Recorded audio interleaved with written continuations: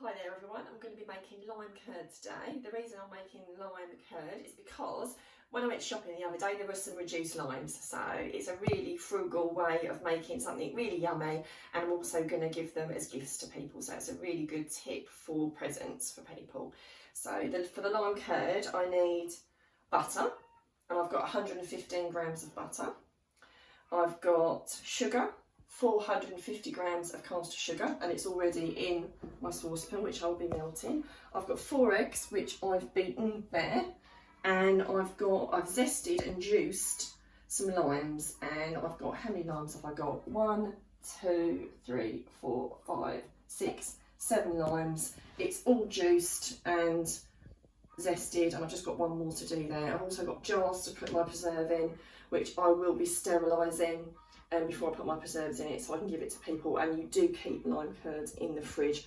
It lasts about a month. I've done it lots and lots of times, but you have to use your common sense like you do with anything if you don't think it's okay. So I'm going to be putting all the ingredients in together. So I'm just zesting the last lime. As you can see, I've prepared some of them because to zest them all on camera and to juice them all on camera will take ages. So,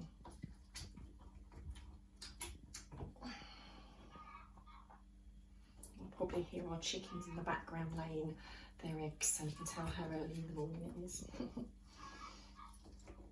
So the juice and the zest goes into the saucepan, and we're going to very gently melt that all together. The eggs do not go in yet. If you put the eggs in too soon and they get too hot, they will scramble, and you don't want that. Trust me, they do scramble. I've done it before.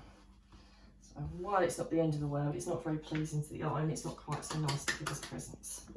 So if we just take that over to the hob, and we will melt these all together on a very gentle heat.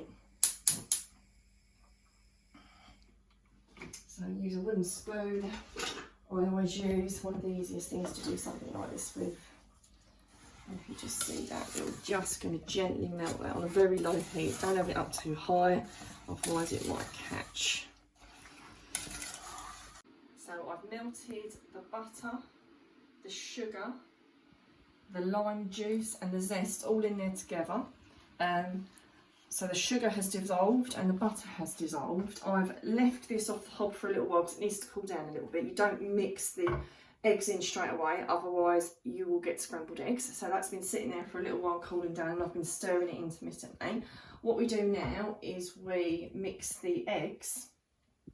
We've got 4 eggs with the curd. Now what I normally do, I'm going to get rid of this fork.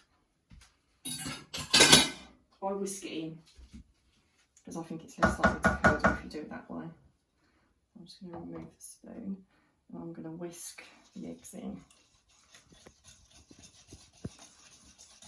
Like so. Get them all in, give them a good whisk.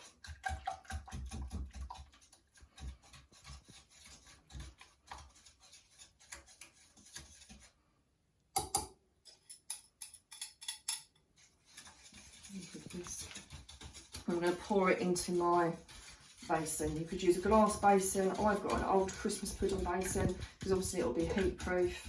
So I will pour that into there in a minute when I'm happy with how much I've mixed that in. There, let's move my basin over. My slow cook is on low. We will cook the curd for about 3 to 4 hours. I have a pouring facility in my saucepan, which does make it a lot easier. So literally just pour it all in, put every last little bit in. Now I have a lid for mine. If you don't have a lid for yours, and I'm going to put a bit of foil on anyway because it's just as an extra seal. So put your foil on. If I didn't have a lid, I would be tying a bit of string around it. But I do, so I'm going to pop my lid on. Like so. I've already boiled my kettle because obviously you need to have water in there to cook this. It needs to come about halfway up. I'm going to pour a little bit of water into the bottom first, and I'm going to lower my pudding in and fill the water up until it's about halfway full. I've pre-boiled my kettle, so I'm now just going to drop this down. Now while this cooks, take care that the basin doesn't touch the outside, so just as it's cooking, just keep a bit of an eye on it. So I'm going to take the glasses off because they're steaming up. Take this up about halfway, don't be really anal about it, approximately halfway.